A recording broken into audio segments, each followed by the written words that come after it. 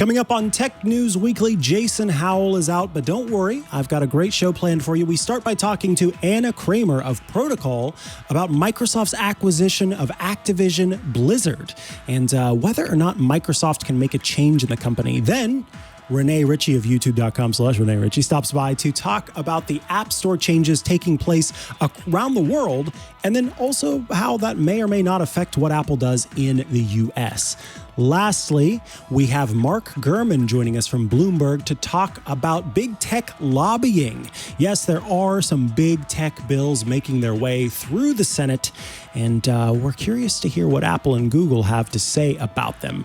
Before I give you my story of the week, it's about 5G and how it may actually be causing some real issues. Stay tuned. Podcasts you love. From people you trust.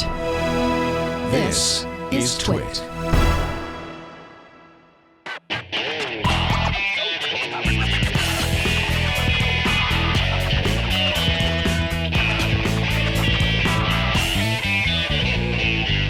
This is Tech News Weekly, episode 218, recorded Thursday, January 20th, 2022.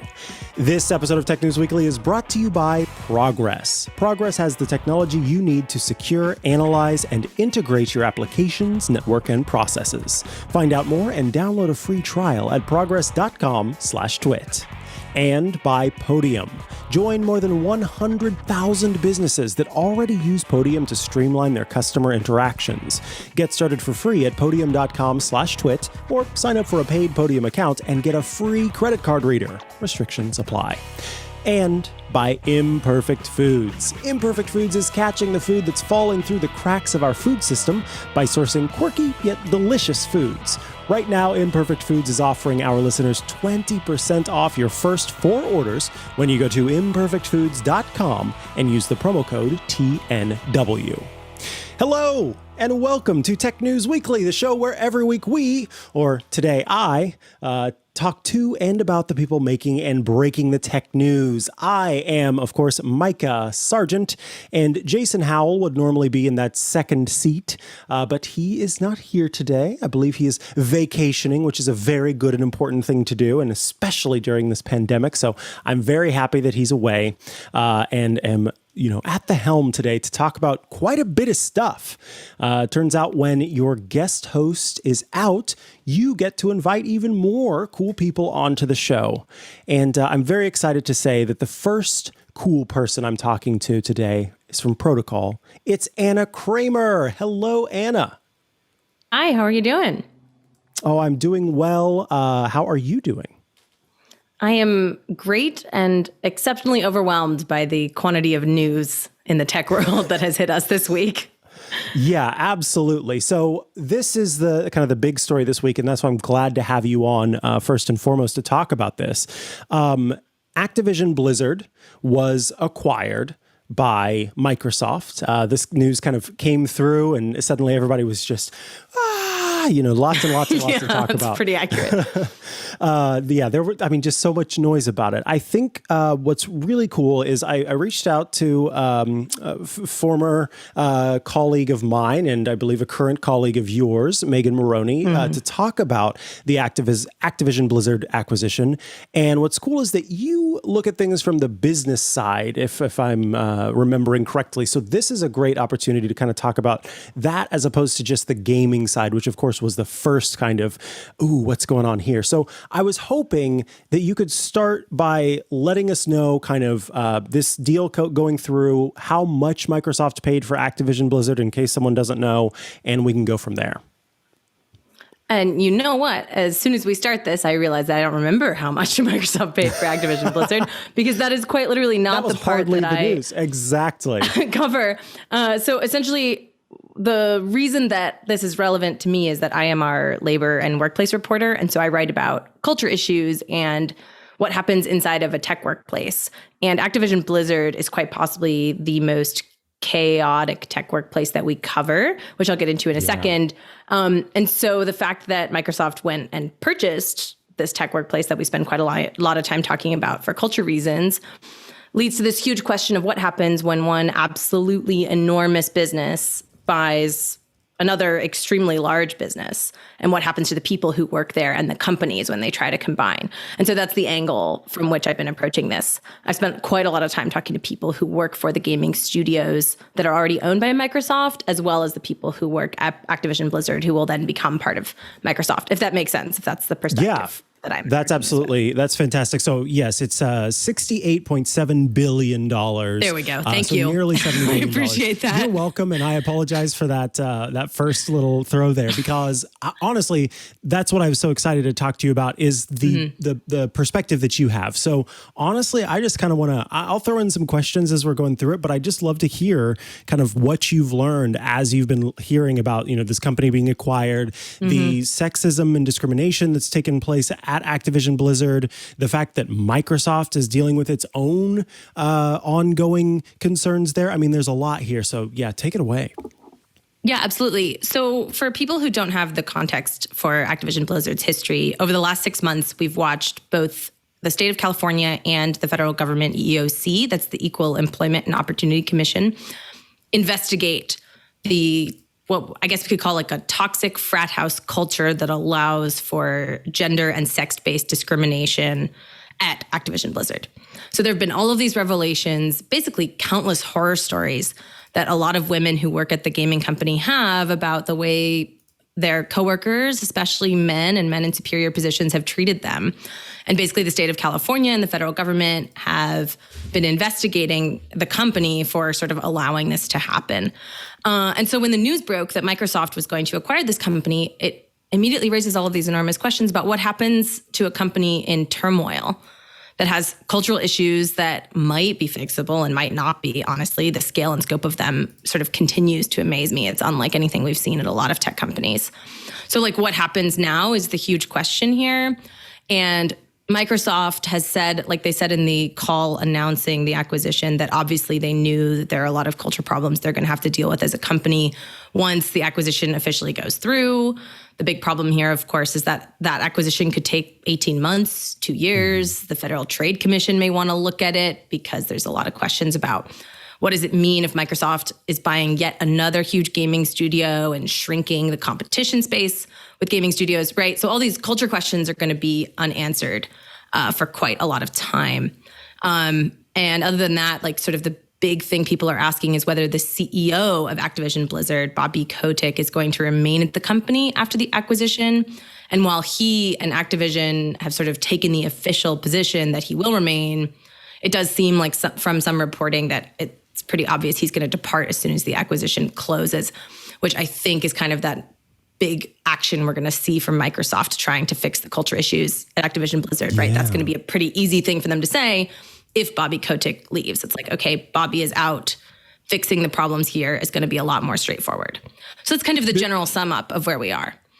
Yeah, before Activision Blizzard was acquired, they had, I believe, fired more than 36 employees. They had disciplined 40 others, but Kotick was still in that role and was accused of not only letting this stuff continue to happen, but in some cases being a part of it as well.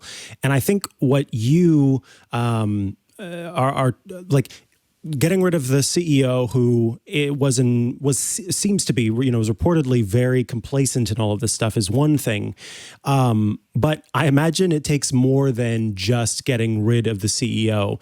In your conversations with folks at gaming companies, what is kind of the thought? What is the method to fix these problems? Is it a matter of changing leadership? Is it a matter of changing, employee mindset? How do you even go about sort of reconstructing something from the mess that it currently is? And so that's a huge question that I think some people wonder if it's even possible. And that's what's so bizarre about this. Microsoft is a company that is known for at least trying harder than most tech companies to try to address these issues, to try to address cultural problems, to have standards that they try to enforce. There are a lot of people who've worked at Microsoft for an extremely long time who are very proud of that reputation and who feel like they've earned that reputation. And so there's also been some reporting that some people at Microsoft are obviously pretty unhappy about this because they see this as almost like an endorsement or acceptance of a bad culture in return for like a great financial future for Microsoft Xbox, if that makes sense. And so I think what we'll see here is that all of the like Microsoft standards and Microsoft cultural rules are probably going to be applied to Activision Blizzard more than they would be other gaming studios that Microsoft has acquired in the past. But how that plays out is actually the thing that everybody is waiting to see, that we won't actually know the answer to until after the acquisition is done. But what we can be very confident about is that Microsoft is going to have to do quite a lot to appease both the upset workers at Activision Blizzard and its own enormous company, where I think a lot of people are kind of skeptical that it's possible to fix this problem in a way that will help Microsoft's reputation in the long term. So I guess it's a big test here. Absolutely. I mean, as well as its investors, you wrote about Microsoft agreeing to compile a report on the status of all sexual harassment and gender discrimination investigations at the company. So this makes me wonder. So we've got that on one side, where there have been these different investigations at the company, including with founder Bill Gates. So we've got that thing there, and then just yesterday, so we do a show. It's called Windows Weekly on the Twit Network, and it's all about Microsoft. And one of the things that one of the hosts, Paul Thurrott, talked about is something that's been ongoing. I can remember as a younger person, I was never a gamer, but my father was, and listening to some of the nonsense, the horrible stuff on Xbox Live, and Paul was just talking yesterday about how it's just as bad, if not worse than it was at that point. So with the knowledge that the company has had this Xbox Live culture of yuckiness, and on the other hand, they've got these investigations of sexual harassment, gender discrimination, etc. What are the thoughts about Microsoft being the right steward for evolving this company? And on the other hand, do you think that Microsoft buying this company had some level of I know I can't think of the term, of tone deafness? Is that it? Yeah. of saying, oh yeah, it's embroiled, but this will be great for Microsoft in the end. Can Microsoft fix this given what it already has taken on and has not yet fixed? I think it's a hard question to ask, because I think it's really like you're asking, can Microsoft fix the fundamental cultural problem with gaming? Right. True. This is not just Xbox. This is PlayStation. This is every single game that quite possibly exists. Maybe Animal Crossing doesn't have this problem. But like almost every single game has a problem with the people who play it. There is a subset of people who embrace a culture that is very toxic. And then when it comes to the gaming world itself, the people who work in gaming understand that the reputation of game developers is not a good one when it comes to treating people with respect and kindness and basic human decency. And I know that sounds terrible, and I'm not insulting like most gamers. I'm just saying this is a cultural problem that exists across the gaming world. And I think we can all agree that it's a universal problem. And so Microsoft might not be the best person or best company to fix the problem, but I don't think there is one company that is particularly suited to be addressing all of these issues. I have a hard time thinking things will change dramatically, but I'm just a skeptic in terms of my workplace reporting in general. I think rarely you see things change in a really dramatic way at a company if there's a problem. But there is a first time for everything. Microsoft does have an unusually strict set of corporate procedures for this kind of stuff. The fact that they're doing that investigation we talked about into, compiling the report into sexual harassment investigations on the corporate level at Microsoft is a big deal. That is not something you see most large companies do. It was the report was initiated by a shareholder resolution, but the company really seems to be embracing the fact that they need to do that, which is not something we have seen at any company of comparable size. I have a hard time making what I feel like is an accurate judgment here, but I feel like it is possible that Microsoft could be the right company for this. And at the end of the day, I think it is kind of moot, because regardless of whether it's tone deaf, buying Activision Blizzard is like freaking brilliant in terms of their long-term financial success as a gaming company. And that's really what they care about. Like Xbox is a project they're not giving up on. Right. Absolutely. You know what? That was just the perfect answer. Anna Kramer, I very much enjoy your workplace reporting over on Protocol, and folks can head there, protocol.com, to check out your work. If they want to follow you online, is there a place they can do that? Absolutely. I'm on Twitter at Anna_C_Kramer, Kramer with a K. I'm also on LinkedIn, where I post quite a lot. And if you want to talk to me, you can always shoot me an email. And my email is on the Protocol website and also on my Twitter. Awesome. Thank you so much for joining us today. Thanks. Really appreciate you having me. Alrighty, folks. Up next, Apple has had to make a few changes to its App Store in a couple of countries. We will talk about those changes next. But first, this episode of Tech News Weekly is brought to you by Progress. Now, this is a company, not just a name. Progress has been enabling enterprise experiences for decades and has assembled the technologies that will empower businesses to thrive in a post-COVID world. Most companies don't have the resources to invest in technology as digital Goliaths. We were just talking about that a little bit. They need to use technology to create differentiation with a smaller investment. They can achieve this by turning to Progress as their trusted provider. With Progress, any organization can achieve the level of differentiation that is critical in today's business environment. Whether you're an IT professional concerned about networking and infrastructure, security and compliance, or enabling web and digital experiences, Progress has a solution for you. MoveIt Managed File Transfer is one of these solutions. It provides control, security, and visibility over all file transfer activities. Transferring confidential data through insecure channels opens your organization up to liabilities. With a managed file transfer solution, you gain insight into who has access to your files and if the file was accessed and when the file is accessed. There's also the What's Up Gold Network Monitoring. It allows you to monitor networks, applications, and devices both in the cloud and on premises. The Kemp LoadMaster Load Balancer, which is a next-generation load balancing and application delivery solution for private, public, and hybrid cloud. The Flowmon Network Intelligence, which is a network performance monitoring and network detection and response solution. And the Sitefinity Digital Experience Platform, where you can build digital experiences across channels that improve business agility and foster personal relationships with visitors. Progress has the technology you need to secure, analyze, and integrate your applications, network, and processes. Find out more and download a free trial at progress.com/twit. Don't miss out. Visit progress.com/twit for your very own Progress swag bag. Thank you, Progress, for sponsoring this week's episode of Tech News Weekly. Let's get back to the show. So, there's been some news this week, and I think maybe even last week a little bit, about App Store changes. Apple and Google, in many cases, is involved in these changes, first in the Netherlands and then also in South Korea, where rulings there have resulted in Apple needing to make changes to the App Store. Joining us today to talk about these changes and kind of dig in a little bit and pull this stuff apart is youtube.com/Rene Ritchie's Rene Ritchie. Hello, Rene. Hi, Micah. It's always so good to talk to you.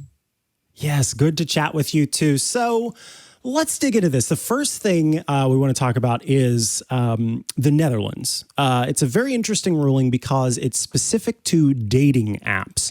And basically it says that dating apps have to be allowed to use third-party payment systems if they want to.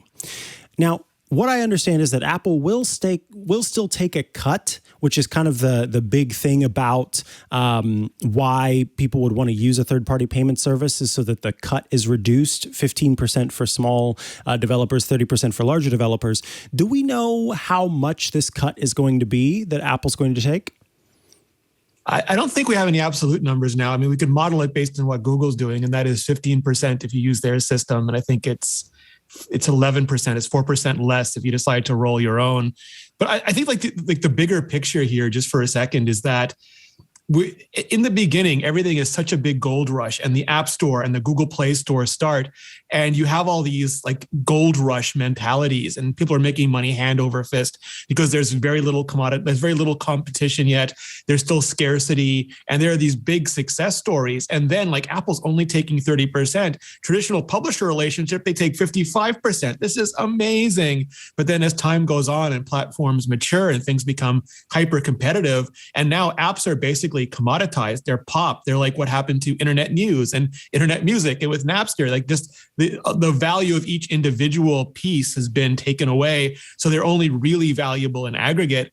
And then you see people starting to stop growing the pie and fighting over the size of their slice of pie. And a lot of these lawsuits are fighting over that slice of the pie. Gotcha. So yes, this is sort of the modern way of the web trying to sort of get, as you say, your piece of the pie in this. Now, similar things have happened in South Korea. There aren't as many details there. In fact, Apple hasn't has given its suggestions or what have you to the South Korean board that's in charge of this, but we don't really know kind of the details there. Do you think that this is going to be similar to what we see in the Netherlands, where it will be this third-party payment system allowed, but it will require that Apple will still kind of take some sort of cut from that? Is it going to be similar in your opinion to what's already there? Yeah, I think what Apple needs to do, because one of the problems that we're facing right now is that a lot of these systems, whether it's Google or Apple or anyone, Amazon, were built up during a time when the internet was largely unregulated. And that meant that they could move at international scale. There's basically one set of rules for the App Store, for the Google Play Store, like for all of these things. But now they're starting to fall under the jurisdiction of very different small regions of the world. Like, small quote small, like the US is regulating, the EU is regulating, Korea, Japan are regulating. And it would be very, very hard for them and for developers who want to sell internationally to try to figure out rules for every different place. It would make it almost unworkable. So I think what Apple is doing is setting up a series of APIs that are going to expand what the App Store can do. So rather than just transact to the App Store, there are going to be APIs that Apple uses. If you want to use a third-party payer, you've got to ask for one of two different entitlements. You've got to tell them which payer you're using. And I can't imagine those won't just be rolled out internationally eventually, because it will be absolutely unworkable if they aren't.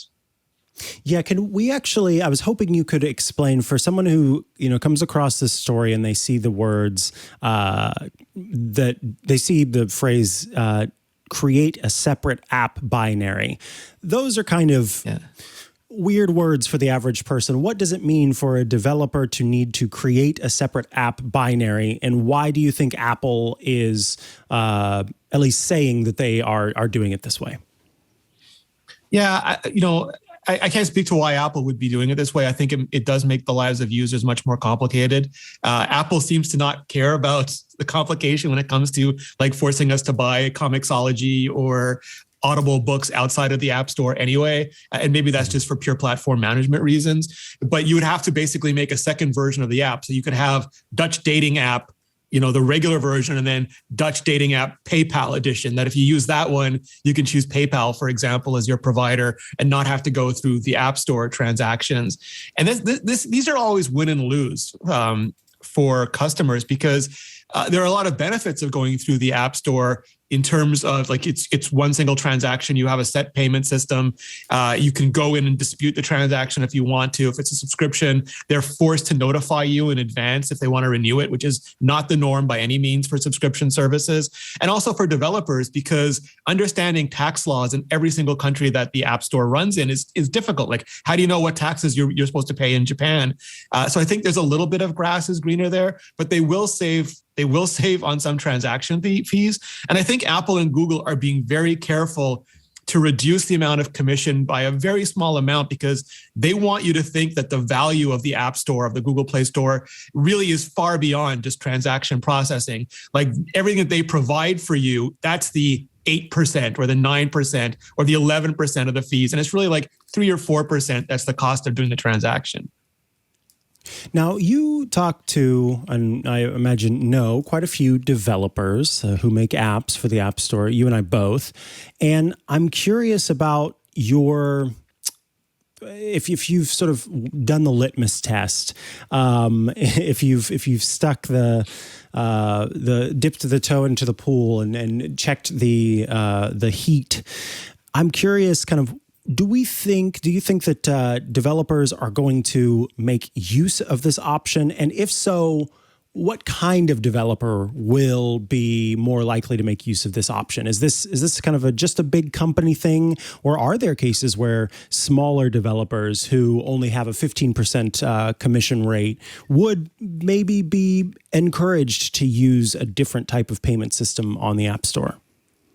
Yeah, I think you nailed it there. I think, developers aren't a unimind. They're not a monoculture. And a lot of times people say developers are upset about this, and some very vocally on Twitter, but others just as vocally not. For example, some people really want side loading so they can get their Epic Game Store onto the iPhone.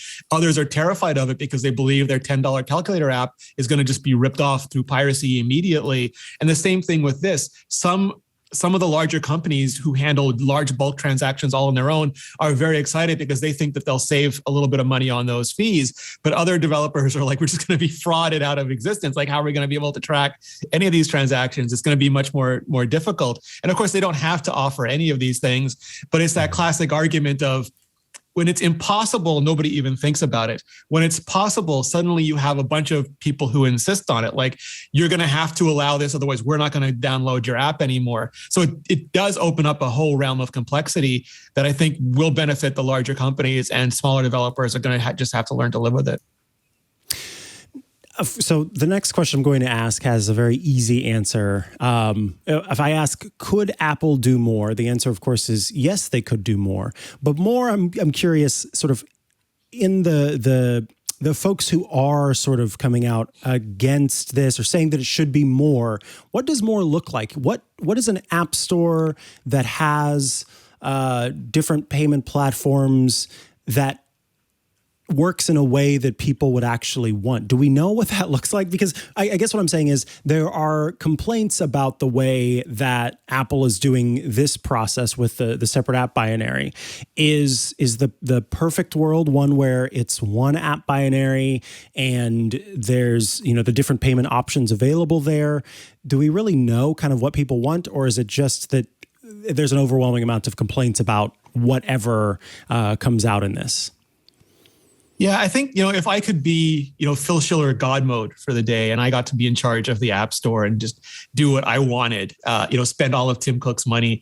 I think that this is going to be a level of complexity and regulation that Apple shouldn't want any part of. They might think that the DOJ is too disorganized, or the EU is too ridiculous for any of this stuff to pass. But we've seen with everything from browser ballots to cookie disclosures to GDPR that a lot of or just like the legislation that's being tabled right now in the US, there is ridiculous laws that are ultimately bad for everybody that get passed all the time. And really getting out ahead of this would behoove everybody. And my gut feeling is that Apple shouldn't be doing this at all. They shouldn't be creating these different versions of the apps or the APIs. They should just concede the digital goods market. And I know it's easy for me to say, I'm not responsible for shareholders, but just let developers link out through the web, like not in the app. If you're in the app, you use Apple Payments or Google Payments, but link out to the web, and from the web you can use whatever transaction system you want, PayPal or Stripe or whatever suits you. So if you are Amazon, you press a one button within Comixology or within Audible, and you're out and you're buying your stuff, and then you're back in the app.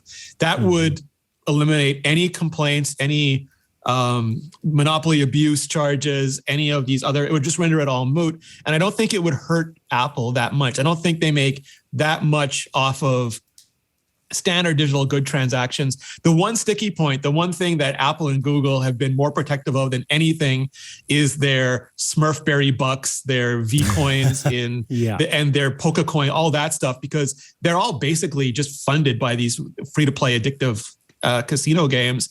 And that, that's the one that even Google wouldn't let you link out to before. That is a whole other ball of wax, because I think that they would substantially reduce their revenue. But I dare say I think it would be worth it, because it is none of their primary businesses. Neither Apple nor Google depend on that revenue. It's extra billions. And, it's easy for me to say you don't need those extra billions, but why risk all this legal problems, this legal pain and hurt over something that isn't your primary business? Yes.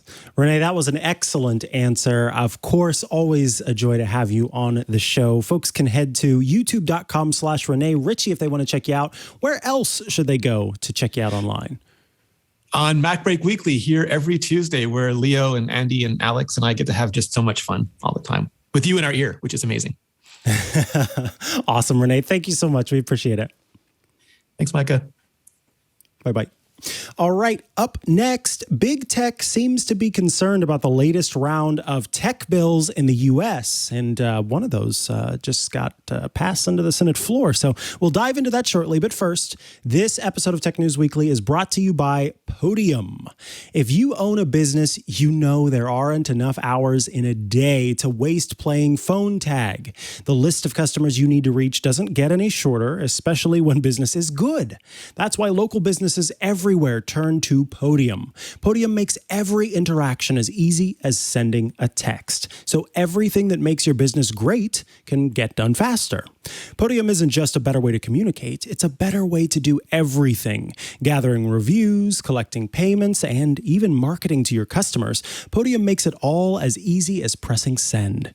You won't just free up more time, you'll grow your business and get more done. With Podium, you'll close deals with customers before the competition even has a chance to call them back. Join more than 100,000 businesses that already use Podium to streamline their customer interactions. Get started for free at podium.com/twit or sign up for a paid Podium account and get a free credit card reader. Restrictions apply. That's podium.com/twit. Thank you, Podium, for sponsoring this week's episode of Tech News Weekly. All right, late breaking news. According to the Wall Street Journal, the Senate panel has approved the antitrust bill. I can't remember which one. Oh, the American Innovation and Choice Online Act. It's headed to the Senate floor. This is one of a couple of bills that are making their way through the lawmakers' desks. And joining us today to talk about big tech and its conversation with lawmakers is Mark Gurman from Bloomberg. Hello, Mark. Welcome back to the show. Hi, Micah. Thanks so much for having me. Appreciate it. Yeah, glad to have you here today. So, I imagine you just saw the news that that one bill is making its way to the Senate floor. But before we get into that, I was hoping that you could kind of give us a basic breakdown of what Apple and Google kind of went, oh, these bills are there. These are the ones we need to talk about. What are these bills? What do they actually involve? What are they trying to change about the way that these companies work? So there's at least two bills in the works. One of them went to the Senate floor today for a process called markup, whereas senators will take a look at the bills, they'll have their discussions, and they'll decide if they want to push the bill forward. Obviously, we're a very long way for any type of bill coming into law. These bills would have to go through Congress. They would have to go to both sides, the Senate, the House, and there's a whole legal process through the U.S. government to get this bill to come to pass. And it seems, in my opinion right now, fairly unlikely that both sides of Congress, the House and the Senate, will come to some sort of agreement to get these bills passed. But what Apple and Google are saying is that these bills would hurt the fundamental aspects of the App Store related to privacy and security. On the iOS side, Apple is saying that these apps would allow for sideloading, that this bill would make it so that Apple would have to allow users to install applications on the iPhone and the iPad from outside of the App Store. Obviously, that would have two factors. The one factor that Apple is really pushing is its privacy standpoint, that this would break some of its privacy controls like app tracking transparency and the other mechanisms the App Store offers for privacy. The truth is that this bill, if it allows sideloading, would also fundamentally upend the business model for the App Store, which is their 15 to 30% commission. So it's a mix of both. Apple's pushing the privacy angle, but of course, there's the monetary aspects too, all the money that could be lost from apps that are sideloaded or installed from other means other than the App Store. Yeah. So, in fact, there was a great quote in the piece. After a tumultuous year that witnessed multiple controversies regarding social media, whistleblower allegations of long-ignored risks to children, and ransomware attacks that hobbled critical infrastructure, it would be ironic if Congress responds by making it much harder to protect the privacy and security of Americans' personal devices. This is my question, though. From your perspective as someone who's long been in the tech sector, do these bills in their current form make it harder to protect, and I quote here, make it harder to protect the privacy and security of personal devices. This is the argument, but I'm curious, kind of from your take, is that more of an argument for argument's sake, or can you kind of explain to our listeners how these bills' rulings could result in more difficulty protecting users' privacy? You did with the Apple's newest privacy protection. How does this work on the Google side? And kind of from the security standpoint, what are we looking at here? Because I know one of my brothers loves to jailbreak his device, and I stay very far away from that device. It's like, put that thing in a Faraday cage if you bring it around me. So I'm certainly concerned about sideloading. But why should users be concerned about sideloading or not? I mean, from my perspective, I think Apple is a big enough technology company that has the resources to allow some sort of sideloading without fundamentally hurting the App Store ecosystem, without fundamentally hurting the privacy of their devices. One thing they could do is they could say, okay, you are allowed to sideload applications. Developers are allowed to sideload applications, install applications from the web, alternative app stores and stuff, but they have to use special frameworks that really work with our privacy controls. So I can see one solution here where they allow sideloading, they allow external app stores, they allow installations from the web, but they still have to follow many of the same App Store rules, particularly when it comes to privacy, right? Apple sometimes claims naivety, right? Where they act naive, where they're not able to really accomplish these things, right? The truth of the matter is, I think Apple's privacy controls could be developed in a sense to really also protect the iPhone and the other devices, with sandboxing privacy controls, just like they do on the Mac, where they offer the alternative App Store option where you can install applications from the web from anywhere you'd like. That's why during the Epic Games trial, what they were trying to do is they were trying to say the Mac is filled with malware and it's not a very private or secure platform, right? They were basically throwing the Mac under the bus to protect the iPhone ecosystem. Wow. That's a very interesting point. Now, what do lawmakers say in response to this? And do you feel, does it pass the technology grade? Because you often hear, this is a common refrain, that our lawmakers, I mean, in some cases it is a concern that our lawmakers don't have the technology they need to make rules and regulations about this. What are lawmakers saying when Apple and Google in some cases say, hey, sideloading is going to be a problem? Do they have some sort of response and say, this is why we need to allow this to happen anyway? I mean, some of the comments from lawmakers and other lawsuits and other, legal discussions about this come down to the Mac being a platform that's pretty open and also offered by Apple. It comes down to Android and other ecosystems that allow this as well. So they're basically saying that, Apple could put these privacy protections through sideloading, through non-App Store apps if they really wanted to. And I think lawmakers understand that in addition to trying to protect its ecosystem, it's also trying to protect its bottom line. Understood. Now, I thought this was an interesting thing. In the piece, you talk about Apple sending a letter to lawmakers and sort of outlining its concerns with, the certain diction that they used. Google, on the other hand, published a blog post. Now, of course, there are going to be conversations that aren't necessarily taking place in public, but I wanted to hear your thoughts on these two kind of varying techniques for trying to get across a point. Why would Google publish a blog post? Is that actually aimed at lawmakers? Is it aimed at the public more? Apple sending a letter directly to lawmakers? One, I can't remember which lawmaker it was, but they said that they had been on the phone with Tim Cook earlier that day. Yeah, Ted Cruz. Yeah, Ted exactly. Cruz, I would guess he spoke to Klobuchar as well and a few other senators, Mike Lee. So David Cicilline potentially too. These techniques, what are your kind of thoughts about who these are aimed at and how well they end up shaping things? Is it more about the money in the end, or can these things kind of be swayed either via public opinion or by communicating with the legislators? I think it's a mix. I mean, I think you really need to get public opinion in there. You need to get opinion from third-party developers that exist today. You need to get opinion from people who contribute to the ecosystem. You need to hear opinions of the companies. You need to hear opinions of the users. And I think both companies are actually just doing that, right? Apple didn't post a letter on their website because they don't want a public spat with, Congress on apple.com, but they clearly have been communicating with them. They have developers, testifying for them at different trials and stuff. They're probably putting the senators and stuff in touch with different developers and other people who work in the ecosystem, different consumers using data to show the benefits. So I think both companies are essentially doing the same thing. It's just on the surface, it looks quite a little bit different. And this is, one of the unique situations where both Apple and Google are on the same team here, right? None of them want to have legislation backing their app stores and really controlling their ecosystems, right? They want to be completely free to operate their businesses how they so choose. And I truly think that's why these bills are not going to end up being enacted into law, right? Because you have Democrats on one side, you have Republicans on the other side. And obviously on the Republican side, there's different beliefs about how businesses should be run. They typically lean on the side of let the business owner run the business the way they would like to run it. And so maybe because of that, just the nature of the Republican Party, right? Maybe that will, prevent the bill from being enacted into law. But obviously the Democrat side and those working on the bills themselves do make very good points.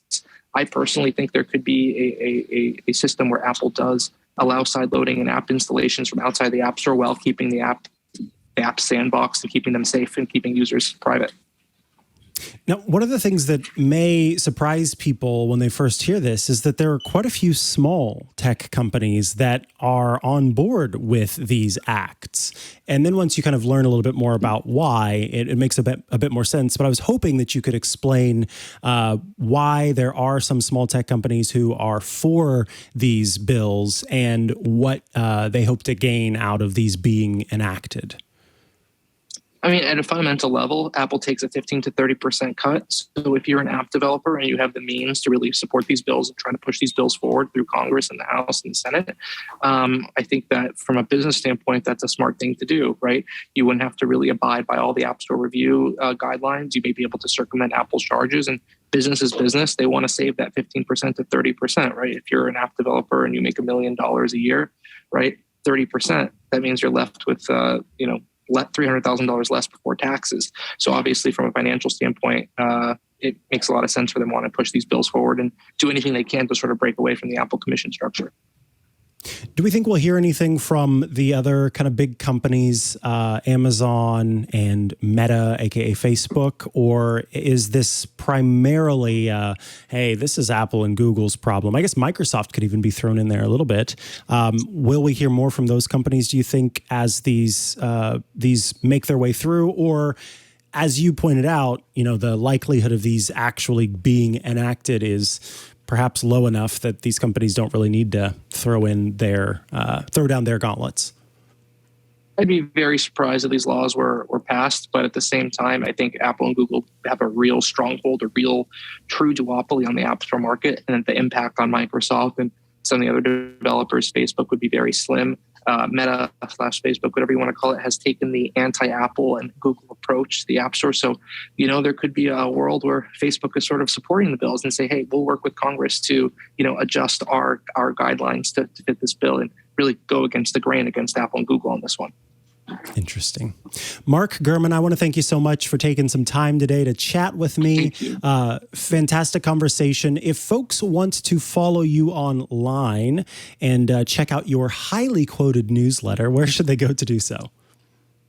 That's funny. Thank you. I'm at twitter.com/Mark Gurman, MarkGurman. As you can see there, and you can follow my newsletter, Power On. You go on to Bloomberg.com, go into newsletters, you can Power On and subscribe, or it's in the URL on my Twitter account as well. Awesome. Thanks so much, Mark. Thank you. See you next time. Yes. All right. Up next, I share my story of the week with all of you. Before I can do that, though, I do need to take a break because I want to tell you about Imperfect Foods. How about a 3-for-1 New Year's resolution? Ready? Reduce food waste, save time on grocery shopping, and eat more fresh and delicious food. That's a lot, but it's not too good to be true because you can try Imperfect Foods and cross those 3 off your list. Here is a cringeworthy stat to start 2022. Each year, 35% of the food supply goes unsold or uneaten in the U.S. Imperfect Foods is working to turn this around by sourcing foods that would otherwise fall through the cracks of our food system. Combating climate change feels big and overwhelming. I mean, what can one person do? There is an easy and delicious way to make an impact, and it's called Imperfect Foods. Imperfect Foods is a grocery delivery service offering an entire line of sustainable groceries that taste delicious and reduce waste just by embracing the natural imperfections in food. Visit imperfectfoods.com to see if they deliver in your area. That's the most important thing. Once you sign up, you can personalize your weekly grocery order with fresh seasonal produce, pantry staples, and yummy snacks. And let me tell you, they're not lying about those snacks being yummy. Plus, your order will arrive on the same day each week, which is handy because it makes it easy to build a stress-free routine. On average, Imperfect Foods customers save 6 to 8 pounds of food with every order. And unlike on-demand delivery companies, Imperfect delivers weekly by neighborhood. This is a unique model that produces 25 to 75% fewer emissions than individual trips to the grocery store. Plus, you can say bye-bye to that packaging guilt. Imperfect Foods is the only national grocery delivery company that makes it easy to return your packaging after every order. I thought, oh my goodness, I cannot wait to try Imperfect Foods, right? So I hopped on. Oh, they're available in my neighborhood. I signed up, and I think it was the day before or 2 days before, I can't quite remember. You go on and you select what you want. You know, they sort of give you a list of things that they will send you. And I was like, you know what? All this is great. I'm just going to leave it as is. I'm good with that. So I got the notification that they were out for delivery. I looked, and they've got this fun little map with the delivery truck on it, so you can kind of see where it is as it's going along. And then it came to my door, and I opened the door as they were pulling away, and it was an actual Imperfect Foods truck. I just thought maybe they used some delivery service or something. No, it was an Imperfect Foods truck. That was kind of fun. I got my box, I brought it inside, and I'm pulling things out. Ooh, some rainbow carrots, some zucchini, all this stuff, yummy, yummy, yummy. And then I get near the bottom, and I grab this. Oh my gosh, it's so heavy. I pull it out. It's a whole pumpkin pie. They had a whole pumpkin pie in the box. I don't know what I did to get that, but I'm so glad I did. I was pumped. A whole dadgum pumpkin pie in the box. There's so much fun stuff in there, along with just getting like your regular produce. Honestly, it's so worth it. Right now, Imperfect Foods is offering our listeners 20% off your first 4 orders when you go to imperfectfoods.com and use the promo code TNW. Everyone should just go give this a try. Give it a try. 20% off your first 4 orders. That's up to an $80 value at imperfectfoods.com when you use the promo code TNW. You've got to use that code TNW to let them know that, in this case, I sent you for that pumpkin pie or whatever that happens to be packed in the box. Join the movement at imperfectfoods.com with the promo code TNW. Thank you, Imperfect Foods, for sponsoring this week's episode of Tech News Weekly and my pantry and my belly. I appreciate it. All right, it is time for my story of the week, and I am telling the story to all of you. I thought this was a really fascinating thing because for once, it was concerns about 5G that actually make sense. It wasn't that 5G is implanting alien eggs in our heads, or 5G resonates on the same harmonic frequency as the vaccine, thereby hypnotizing us into believing that Bill Gates is our forever overlord. No, in this case, 5G is causing flights to be grounded. What? This is kind of an interesting story for multiple reasons, not only because, again, the 5G is real, but also because you get to see how bureaucracy sometimes can be so dadgum ineffective. So AT&T and Verizon were set to turn on their new 5G signals on Tuesday. So I think it was Wednesday, not Tuesday, because I'm pretty sure it was January 19th. But in any case, this week, as we're recording the show, they were set to turn on new 5G signals. But they had to stop from doing it around certain airports. AT&T was wanting to turn it on in Austin, in Dallas-Fort Worth, in Houston, in Chicago, in Detroit, in Jacksonville, in Orlando, and in South Florida. Verizon, I can't read that list because it wants to launch in 1,700 cities around the U.S. by the end of January. But here's what happened. They said, okay, it's finally time to do this. We're finally ready to do this. And the FAA said, I think we can't do this yet, actually. Mind you, they've had 2 years to get things ready to test if 5G was going to be an issue or not. And instead of doing anything about it, they rest on their laurels? Yes. They sat on their hands and had not done anything. So as it came time for these carriers to launch the 5G, they were asked, no, please don't, because we haven't actually done that thing that we were supposed to do. So you may be wondering, why is it that 5G could be an issue? Well, this is the thing. They don't necessarily know 100% for sure that it will be an issue. But the risk of it being an issue is enough because, again, these are airplanes. I mean, you can't mess around with airplanes.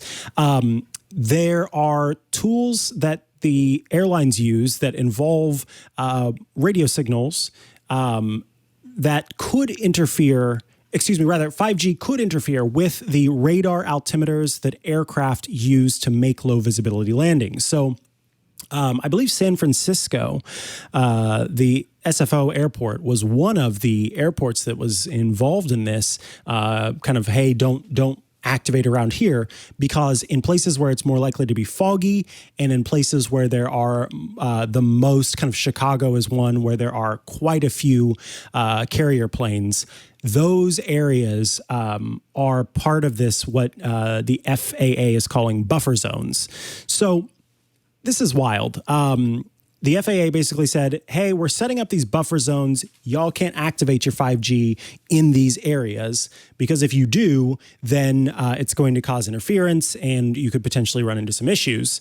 Air India, the Emirates, Japan Airlines, and ANA canceled some of their flights in advance.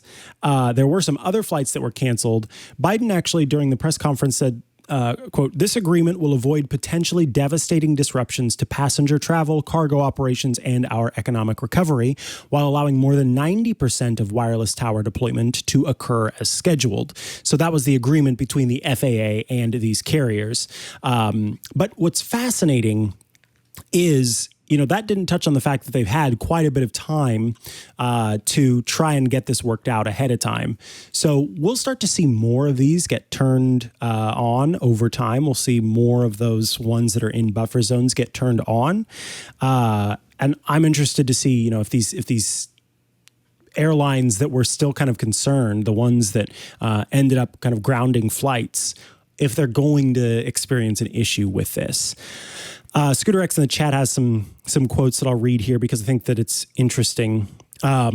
The FAA issued new approvals Thursday, that's today, I believe, that allow an estimated 78% of the U.S. commercial fleet to perform low visibility landings at airports where wireless companies deployed 5G C-band.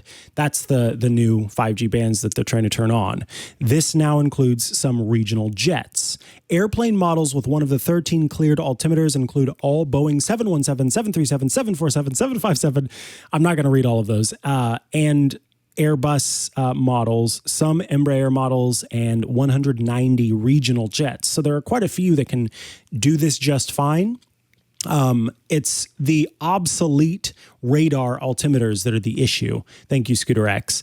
And that means perhaps those airlines that grounded their planes have those obsolete